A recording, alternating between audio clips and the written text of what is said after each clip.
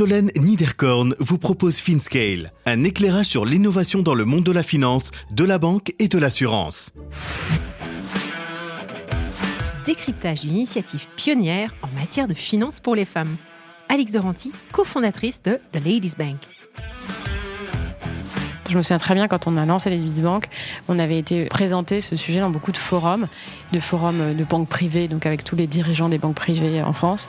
Ils nous avaient dit « Waouh, c'est extraordinaire !» Et on se disait juste parce qu'on parle aux femmes.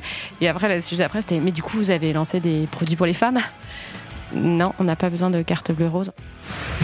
Le triste constat que fait le groupe ODDO BHF il y a une dizaine d'années, c'est une très faible implication des femmes dans la gestion de leur patrimoine, alors qu'en cumulé, ces avoirs représentent une part importante des actifs déposés par les clients au sein du groupe.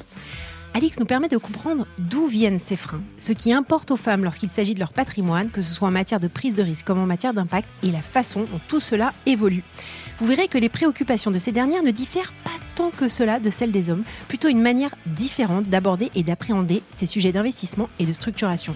Il y avait beaucoup de sujets que je pouvais approfondir avec le groupe ODDO. J'ai choisi Alix à plusieurs titres. Je voulais d'abord comprendre comment le groupe avait géré un projet d'intrapreneuriat, puis comment Ladies Bank avait vu le jour et approfondir leurs initiatives en matière de gestion de fortune pour les femmes.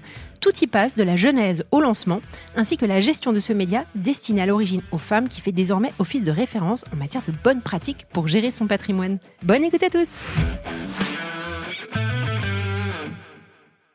Bonjour à tous, bonjour Alix. Bonjour Solène. Très heureuse que tu me rejoignes pour parler de toi, pour parler d'ODDO, pour parler de femmes, pour parler de Ladies Bank.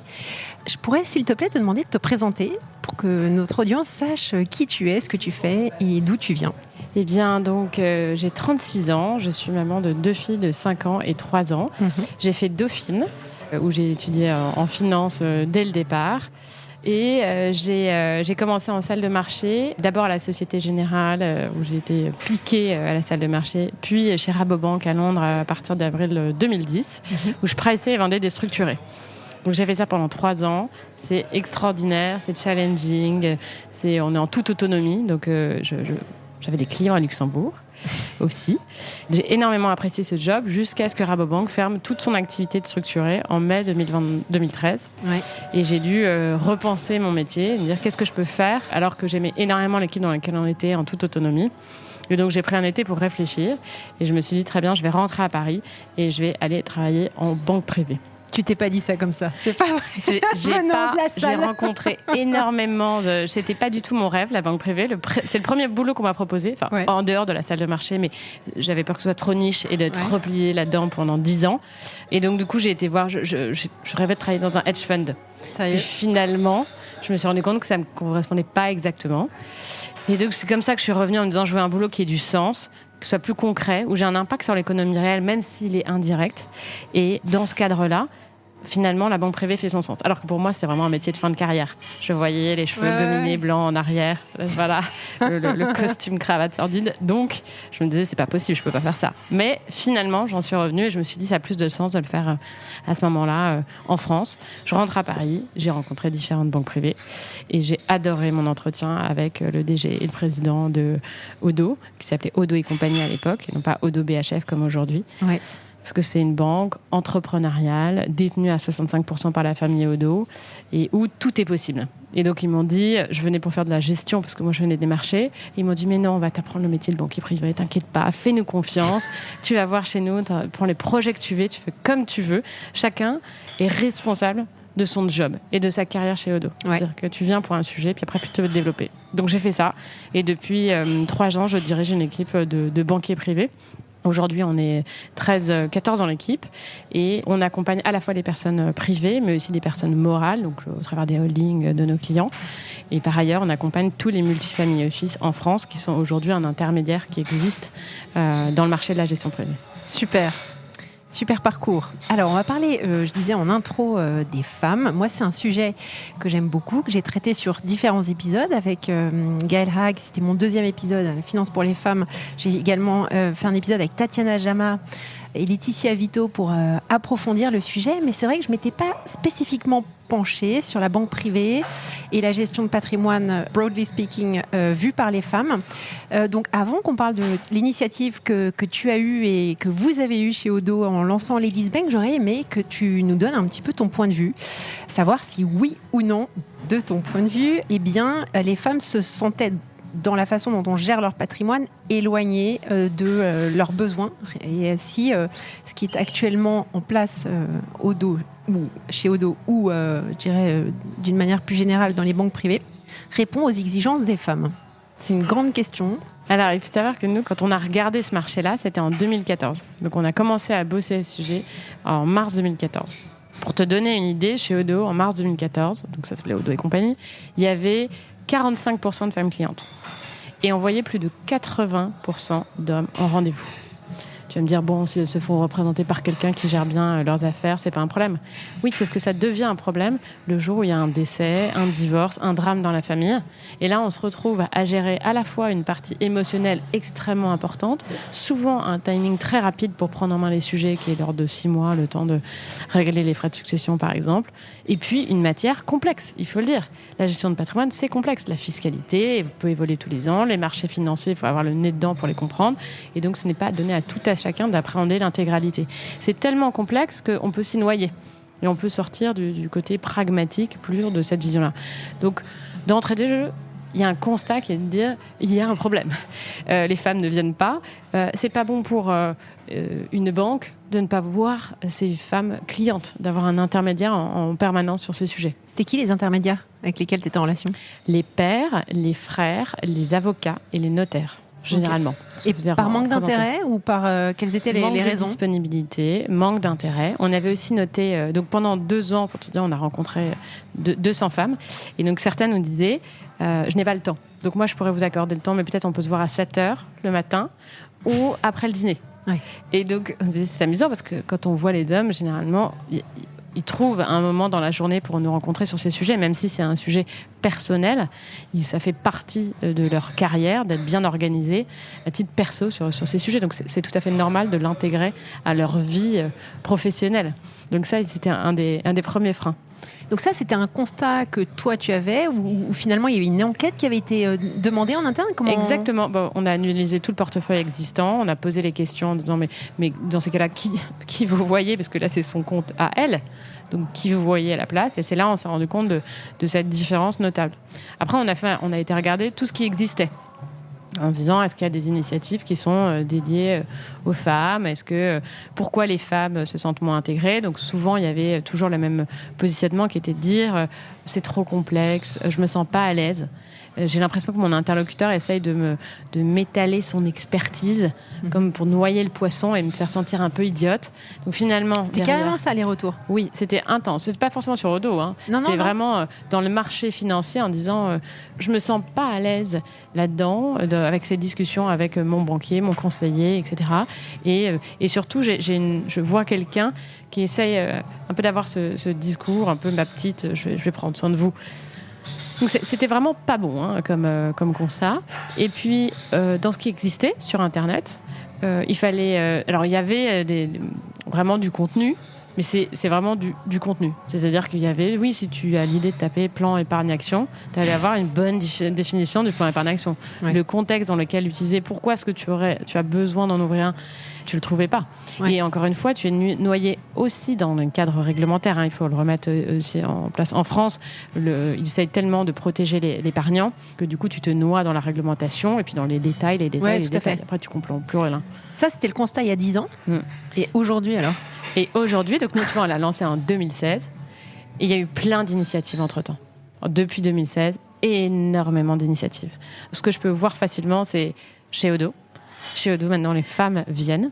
Elles se sentent, elles ont un interlocuteur. Donc, on a aussi, comment te dire, on a parlé aux banquiers, on leur a dit, c'est parfois aussi, tu peux gérer l'argent d'un couple, tu vois, le patrimoine d'un couple. Donc, tu te dis, si j'en vois un, c'est pas très grave. Si, on disait au moins une fois par an, il faut que tout le monde ait en tête tous les dispositifs qui sont mis en place, mais pour leur protection. Donc maintenant, tout ça, ça a été mis en place, c'est mis en œuvre dans chacune des équipes et chacun des banquiers voit énormément, du coup, les épouses, les enfants, les filles, au même titre que les fils, etc. etc. Donc ça, c'est un premier...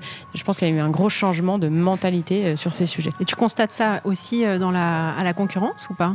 Oui, je pense qu'il y a une prise de conscience qui a été importante. Je me souviens très bien quand on a lancé les banques, on avait été présenté ce sujet dans beaucoup de forums de banques privées, donc avec tous les dirigeants des banques privées en France. Ils nous avaient dit « Waouh, c'est extraordinaire !» Et on se disait juste « Parce qu'on parle aux femmes ». Et après, le sujet d'après, c'était « Mais du coup, vous avez lancé des produits pour les femmes ?» Non, on n'a pas besoin de carte bleue-rose, en fait. Tu vois, la fiscalité, Alors, pour tous. ceci dit, il y a peut-être des préoccupations qui sont différentes, avec des carrières qui ne sont pas nécessairement les mêmes, des besoins de revenus ou de protection qui ne sont pas forcément les mêmes que les hommes. Est-ce que tu pourrais rentrer dans un niveau de détail supplémentaire ? Oui, je suis tout à fait d'accord avec toi. Donc, c'est un des éléments qu'on a analysé, c'était de dire, est-ce que les besoins des hommes et des femmes sont distincts ? Et en fait, les besoins sont les mêmes. Mais l'ordre de priorité n'est pas la même. Et donc, l'importance que ça a n'est pas la même. Mais on fait avec les mêmes bases de données, c'est-à-dire les marchés financiers sont les mêmes pour tous, la fiscalité est la même pour tous. Ce serait absurde de créer un produit simplement dédié aux femmes. Ça n'a pas de sens. Qu'on prenne en compte les attentes un peu différentes des femmes, oui. Les priorités des femmes, oui. Le fait qu'à la retraite, peut-être les femmes touchent un peu moins que les hommes, mais les hommes aussi ont besoin de préparer leur retraite. Non, tout à fait. Donc finalement, tu vois, ça n'est pas justifié et ça aurait été une discrimination, un nivellement par le bas pour nous, et on a beaucoup lutté contre, parce qu'évidemment, c'est ah tiens, un produit, c'est génial. Non, on n'a pas besoin d'être nivellé par le bas. On a juste besoin, au contraire, d'avoir un petit peu plus d'empathie, de finesse et de compréhension et de retourner le sujet. C'est pas voilà tous les produits, c'est quelles sont vos préoccupations, vos besoins, vos enjeux. On va du coup définir un certain nombre de projets ensemble, et pour chaque projet, on peut avoir une structuration et donc un investissement qui est lié à ça. Et donc on réfléchit à sa vie en fonction des enjeux et des besoins, et non pas parce que il faut un contrat d'assurance vie. Alors après, est-ce que, suivant, parce que tu côtoies quand même beaucoup de clients hommes et femmes, suivant le genre, est-ce que tu vas avoir une sensibilité au risque qui va être différente ? Est-ce que tu vas avoir une sensibilité à l'impact qui va être différente ? Ou finalement, bon an, mal an, ça revient au même ? Alors, le risque, premier point, c'est tout le monde nous a dit, du coup, les femmes sont beaucoup plus défensives que les hommes.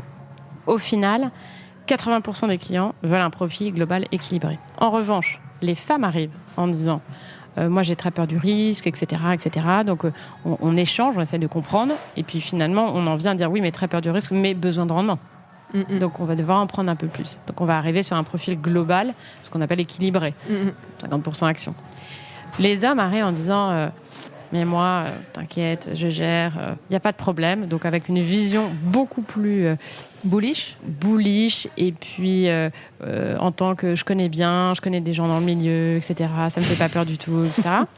Et puis après, on se rend compte que peut-être, mais quand ça tangue, c'est pas non plus que. Donc je veux bien prendre du risque, mais je veux bien ne pas trop perdre. Ouais.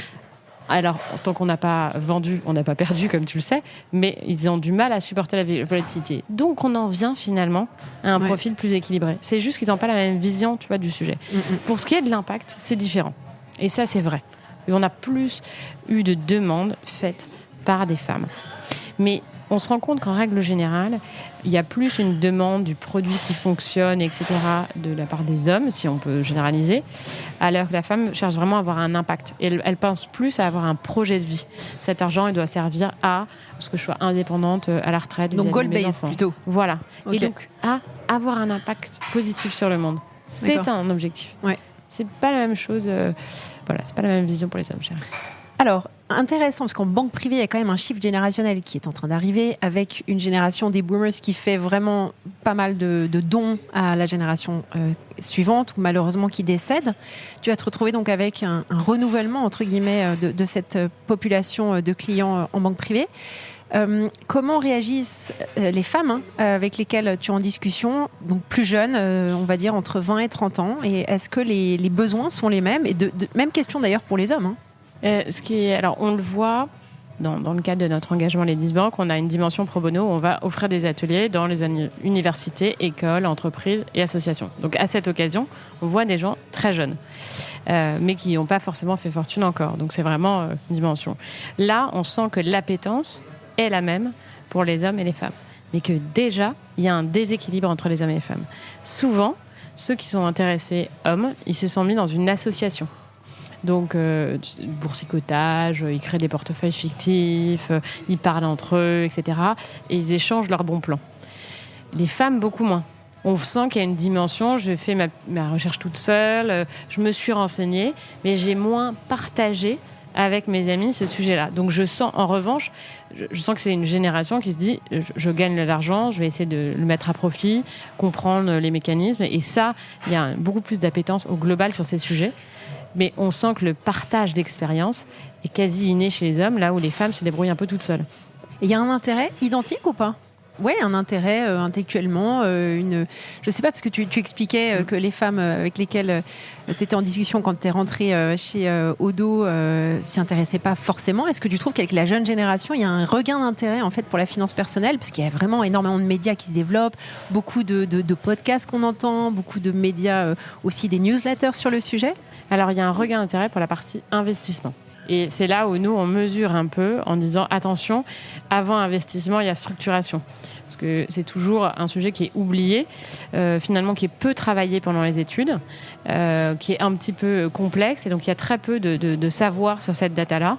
Et donc, certains se penchent en disant directement, tiens, j'ai investi dans la start-up d'un ami. On se dit, est-ce que tu l'as fait au sein d'un PEA ? Tu avais moins de 25% du capital de la boîte. C'était idéal de le faire. C'est 5 000 € que tu as placé dans la boîte de ton ami. Donc non. La couche fiscale. Donc il manque cette couche fiscale. Ça, c'est sur cette génération-là, on y va un peu. Et justement, parce que je pense qu'il y a un petit peu un domaine d'influence à la matière qui s'est créé en disant il faut se lancer dans l'investissement à tout prix, etc. Il y a un peu un mélange des genres et on oublie cette première étape qui est quand même très importante. C'est clair. Voilà. Super. Alors, la raison pour laquelle j'étais intéressée de te parler, parce que chez Odo, il y a plein de choses à raconter, mais moi, j'avais envie de parler spécifiquement avec toi pour parler de Ladies Bank, puisque c'est une initiative que j'avais déjà suivie il y a quelques années. Je trouvais très intéressante et je voulais qu'on la mette en lumière par ton intermédiaire. Donc, j'aurais aimé que tu nous parles de cette genèse, telle que tu me l'as décrite la première fois qu'on s'est parlé, pour l'audience et nous expliquer un petit peu ce qui t'a poussé à avoir cet engagement intrapreneurial au sein du groupe Odo.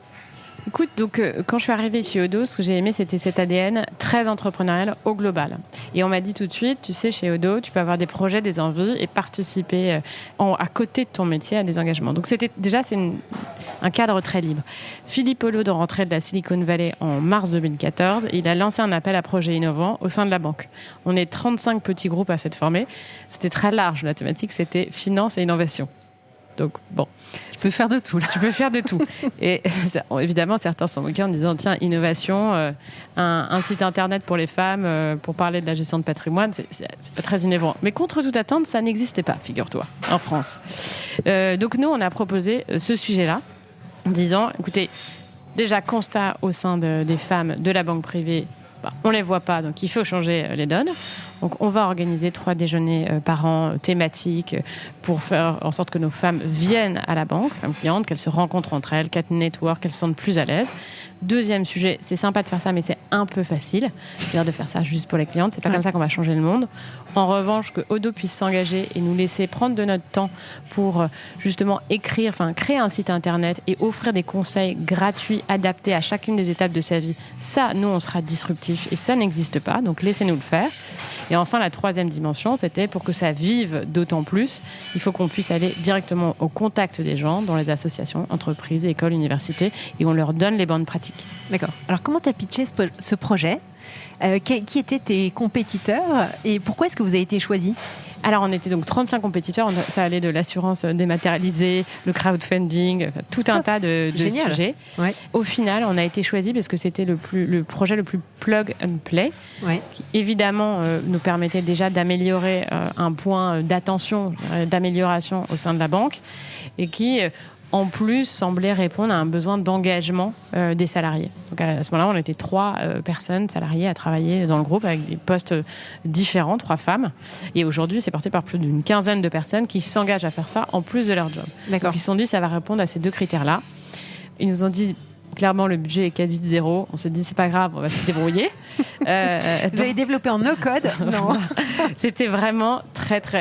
on avait une organisation très simple. C'est beaucoup de travail. On a rédigé plus de 600 articles. Donc, c'est énormément de boulot. Mais on s'est mis à le développer en plus à côté de notre métier. Alors je te dis pas qu'on n'a pas perdu un peu de temps, parce que ça c'est sûr. Tu vois, on a pensé là-dessus en septembre 2014. On nous disait ok, très bien, allez-y. On l'a lancé en mars 2016. Le temps de remplir, que le site ait déjà du contenu, de vraiment parler aux 200 femmes pour identifier exactement quels étaient leurs besoins. Et c'est de là qu'est née les préoccupations adaptées à chacune des étapes de sa vie, parce que quand tu démarres dans la vie avec ton premier job, tu as un certain nombre de préoccupations. Quand tu montes ta boîte, tu en as d'autres. Quand tu arrives à la retraite, tu en as d'autres. Donc, on se disait, il faut directement parler aux gens de ce qui leur touche personnellement. Ouais. Et donc, c'est la préoccupation du moment. Donc, c'est les femmes, tout type de femmes, pas uniquement les femmes de votre réseau ou les femmes de... Tout type de femmes. D'accord. Et ça, c'était la différence. Les femmes du réseau, c'est les déjeuners. Et là, on a dit, c'est un site internet gratuit, ouvert à tous, pour tout le monde. Donc, celle qui commence à toucher son premier bonus, elle peut aller sur le site internet et trouver des réponses en disant quelles sont les questions que je dois me poser, comment je dois organiser ma réflexion, quelle est l'étape à ne pas louper. Et comme ça, soit elle est dans une banque privée parce qu'elle a une famille fortunée, parce qu'elle a vendu sa boîte, parce que tout un tas de sujets, soit elle est à la banque du coin ou alors une banque de détail en ligne. Et en tout cas, elle a les clés pour organiser et structurer sa réflexion. Et en fait, la matière gestion de patrimoine est assez extraordinaire. Ça ne fait pas vivre tout le monde, entendons-nous. Bon, après, moi, je te suis, puisque j'ai fait ça quand même pas mal d'années. Il y a quand même tellement de choses à faire. Et c'est très frustrant quand les gens ne connaissent pas tout ce qui est possible de faire, toutes les pistes de réflexion en disant tiens là, dans tel cas, tu peux faire ça, ça, ça. Et en fait, c'est ça qu'on voulait créer. Même des petits patrimoines, hein, même pas des nécessairement d'avoir une grosse surface bon financière. Tu vois, le sujet du PEA, c'est vraiment tellement basique, en se disant mais quel dommage. Si tu places 5 000 € dans la boîte d'un de tes copains et t'y crois, etc. Mais t'imagines si ça fait x5 derrière, l'intérêt de l'avoir mis dans le PEA en termes de fiscalité, c'est beaucoup mieux. Et puis c'est pas grand-chose, quoi. Ouais. Un PEA, ça s'ouvre, tu mets 100 €, tu prends date, partout. C'est tellement basique. Donc ça, c'est dommage. Et en fait, on se dit ça, c'est des conseils qui devraient être donnés à tout le monde. Et on est parti de ce constat-là aussi, en disant c'est dramatique, en fait, la différence qui existe entre les gens qui ont un accompagnement avec un avocat, un notaire, un banquier privé, etc. Et puis les autres, qui sont tout seuls face à tout ça. Donc, on voulait offrir gratuitement cette compétence et ces outils. Alors, est-ce qu'on voulait les offrir qu'aux femmes ? Non.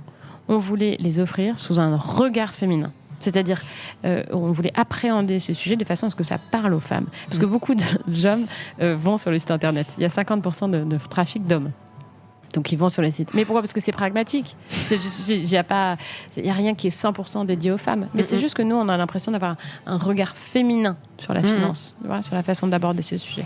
Quel est le bénéfice secondaire pour Odo maintenant, a posteriori ? Est-ce que ça vous a apporté des nouveaux clients ? Est-ce que ça a changé le regard d'Odo, de l'extérieur de l'écosystème sur Odo ? Est-ce que ça a changé des pratiques en interne ?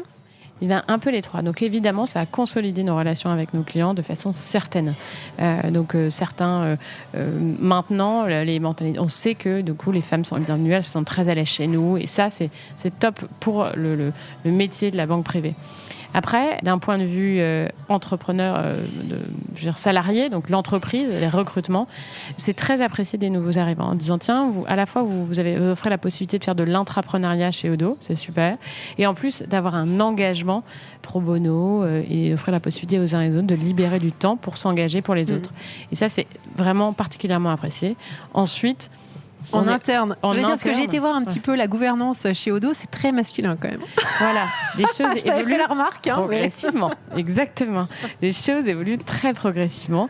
Il se trouve qu'en 10 ans, ça a énormément changé, comme je te le disais, mais pas forcément au top, mais sur tous les segments intermédiaires. Donc ça va arriver. Dans le Global Management Committee, il y a 3 femmes aujourd'hui. Alors, c'est pas encore la parité 50%. En particulier, tu me parlais de la banque privée, c'est vrai qu'il n'y a pas une disparité. Dans le comité de direction de la banque privée, il y a de diversité, pardon. Ouais. Dans le comité de comité de direction de la banque privée, il y a pour le coup 50% de femmes, mais c'est le strate au-dessus dans lequel il n'y a pas encore assez de femmes. En revanche, à mon échelon, tu vois, sur 5 directeurs, il y a 4 femmes. Voilà. Bon, très bien. Est-ce que Philippe Odo a réitéré cet appel à projet les années qui ont suivi ? Eh bien, pas les fort mêmes de ce succès. Tout à fait. Après, on a été pris un peu chez Odo BHF. On a racheté 3 entités en Allemagne, une en Suisse, là plus récemment une à Paris. Donc, on a fait beaucoup de croissance externe. Le groupe s'est énormément développé au travers de la croissance externe et se consolider ses bases sur l'innovation, la data experience, etc. Et là, ils en relancent en janvier. D'accord. Alors, un point qui m'intéressait, donc tu expliquais, et à juste titre, qu'il n'y a pas des produits financiers qu'on développe spécifiquement pour les femmes, mais est-ce que tu penses dans la façon dont on appréhende maintenant et dont les banquiers et les gérants appréhendent les clientes chez Odo, il y a eu des changements et on va dire une personnalisation en fonction du genre ou pas? Je ne dirais pas en fonction du genre, mais il y a eu tout un travail lié à l'empathie. Parce qu'en fait, notre métier, ça revient à comprendre les besoins, les préoccupations et les enjeux des clients. Et pour ça, ça demande d'avoir beaucoup d'empathie et pas se précipiter dans il vous faudrait tel produit, telle organisation ou structuration figée. Et donc, on a plus justement appris aux uns et aux autres, prenez le temps d'écouter et du coup d'adapter beaucoup plus votre proposition de valeur en face. Et d'ailleurs, c'est pour ça que dans un monde où l'intelligence artificielle va révolutionner chacun de nos métiers, l'émotion, l'empathie du banquier n'évoluera pas. On aura des meilleurs outils, etc. Mais l'émotion, l'empathie du banquier sera très difficile à imiter par l'intelligence artificielle. Et c'est là où on dit on sera toujours au cœur de la relation. Et c'est là où l'humain a de l'importance. Dernière question, parce que ça m'interpelle toujours quand tu expliquais la masse de contenu qui a été créé par les équipes, et bravo pour ça. Comment est-ce que tu maintiens tout ça? Parce que donc la fiscalité évolue, tu as des nouveaux produits qui vont arriver, je sais pas, la crypto, voilà. Le PER, tu vois, par exemple, le PER compte titre, maintenant est aujourd'hui disponible, donc c'est une nouvelle typologie de produits. Donc ça, on a un comité éditorial qui a lieu tous les 2 mois. Et qui reprend tous les sujets. Donc, à la fois, on a un screening de la loi de finances a fait évoluer tel sujet, mettons, sur le PEA. Hop, on reprend tous nos articles, on les modifie. Donc, il y a énormément de boulot. Hein. Et puis après aussi, on essaie d'avoir des sujets qui sont liés aux thématiques du moment. Les impôts, à l'approche des impôts, les donations, toutes ces grandes thématiques qui reviennent, mais toujours avec un biais un peu différent. Pour terminer sur ce projet, qu'on peut vraiment qualifier de succès, est-ce que tu pourrais nous dire ce qui, à tes yeux, fait que ça a fonctionné au sein du groupe? Parce que moi, qui ai travaillé dans des structures bancaires avec tout l'encadrement, risque, juridique, réglementaire et même la culture, surtout de la banque privée, qui n'est pas forcément toujours encline au changement, etc. Pourquoi est-ce que tu penses que ça a pris chez Odo? Alors, déjà parce que c'est un engagement. Donc, c'est quelque chose qui me tenait à cœur. Je pense que c'est très important de prendre un projet en plus de son job, si ça te tient particulièrement à cœur, parce qu'en fait, tous les jours, tu te lèves et ça a du sens d'y consacrer du temps en plus de ton job. Donc, ça, il faut vraiment... C'est le premier sujet. Le deuxième, c'est qu'il faut que tu aies un sponsoring en haut lieu pour que tu puisses mener à bien ton sujet. Donc, de notre côté, Philippe Odo a été tout de suite sensibilisé sur ce sujet. Pourquoi ? Parce qu'il a 3 filles en premier, puis un fils. Donc, il a un sujet sur les femmes, leur patrimoine. Il a trouvé ça intéressant. Donc, on avait le blanc-seing de Philippe Odo. Après, sauf qu'évidemment, il n'était pas dans le day-to-day sur ces sujets-là. Donc, son bras droit, Grégoire Charby, qui est son bras droit depuis plus de 25 ans, lui nous a vraiment aidés et il nous challengeait. Et donc, c'était vraiment un mentoring ou un sponsoring indépendant de notre métier de banque privée, etc. Et donc, lui nous disait, si tu peux aller voir un tel dans la maison, mais vas-y, ok, je passe un coup de téléphone, il va t'aider, il doit t'aider. Et ça nous a aidé à avancer, à nous structurer et puis à dépasser des barrières. Et enfin, je pense que l'autonomie est extrêmement précieuse. C'est-à-dire que comme on ne dépendait pas de la banque privée en direct pour valider nos événements, notre contenu, etc., on marchait en toute autonomie. Ils avaient confiance en nous. Donc, on n'a pas eu de bâton dans les roues. C'est vrai qu'on n'a pas été demandé beaucoup d'argent. On s'est toujours débrouillé donc pour avoir les frais pour faire tourner le site. Mais en dehors de ça, on s'est débrouillé sans argent. Donc, on n'a pas eu à demander et à faire valider. Et comme on a marché en toute autonomie, on était extrêmement libre. Et ça nous a permis d'aller beaucoup plus loin. Ce qui te permet de venir me parler aujourd'hui. Voilà, exactement. Si on a des banquiers qui nous écoutent, quels seront les grands conseils que tu pourrais donner? Je ne sais pas si tu te sens à l'aise de donner des conseils, mais pour appréhender cette population d'investisseuses.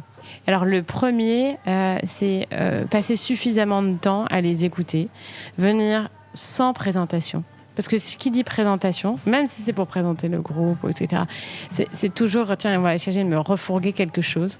Et donc, avec une feuille de papier vierge et un petit stylo, et dire, écoutez, voilà, je suis là pour vous écouter, dites-moi tout. Et se faire... L'objectif premier du premier meeting, c'est vraiment se dire, il faut que la personne se sente suffisamment à l'aise de travailler avec moi. Homme comme femme, ça, hein. Hommes comme femmes, mais figure-toi que beaucoup plus les hommes. Parce qu'un homme peut dire, je m'en fiche, je veux juste ouvrir un contrat d'assurance vie, en fait. Ouais. Voilà.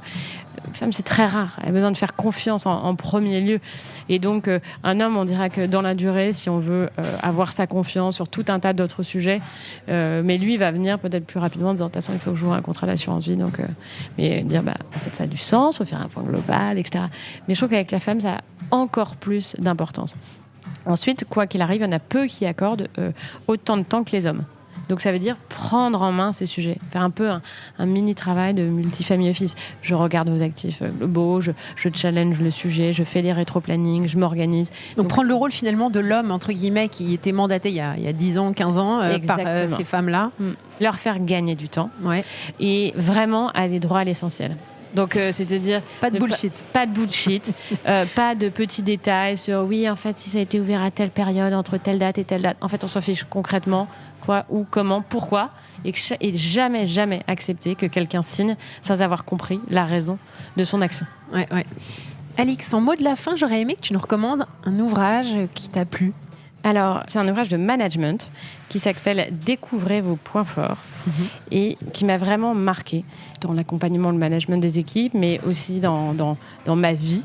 Le principe de base, c'est qu'on a en nous un certain nombre de forces et il faut savoir les exploiter, les utiliser et se placer de sorte que notre travail utilise toutes nos forces pour que ce soit, on ait à dépenser peu d'énergie, ça nous coûte peu d'utiliser ces forces-là et donc on peut prendre un peu plus d'énergie pour développer des talents qui sont en devenir et surtout justement ne pas se concentrer que sur les choses où on a des points faibles. Certains points faibles, c'est pas grave, il faut l'admettre.